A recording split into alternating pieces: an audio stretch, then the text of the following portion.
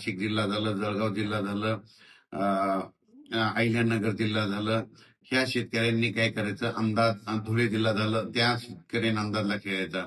त्याच्यानंतर मराठवाड्यात देखील 16 मार्च पर्यंत तुम्ही काय करा, तुम्ही तुमचा हरभरा, गहू, कांदा, हळद असेल तर काढून घ्या. कारण की 17 मार्च ते 21 मार्च दरम्यान मराठवाड्यात देखील काही भागामध्ये पाऊस पडणार आहे, म्हणून हा अंदाजला खेळायचा.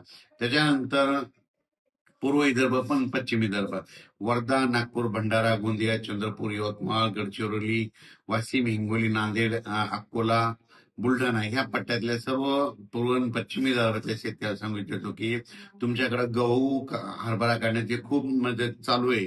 गहू, हरभरा काढणी चालू आहे, तिथे कांदा काढणी चालू आहे, मका देखील काढणं चालू आहे. तर तुम्ही काय करायचं, 16 तारखेपर्यंत तुम्ही तुमचे शेतीचे कामं आटवून घ्या. कारण की 16 तारखेच्या नंतर राज्यामध्ये पूर्व विदर्भ आणि पश्चिम विदर्भामध्ये देखील वातावरणात खूप बदल होणार आहे, म्हणून हा अंदाज लक्षात घ्यायचा. म्हणजे 17 मार्च ते 21 मार्च दरम्यान राज्यात वातावरणात बदल होणार आहे, म्हणून हा अंदाज सर्व शेतकऱ्यांनी लक्षात घ्यायचा. सांगायचं झालं तर आंध्र प्रदेश, तेलंगणा, छत्तीसगड, मध्य प्रदेश, उत्तर प्रदेश,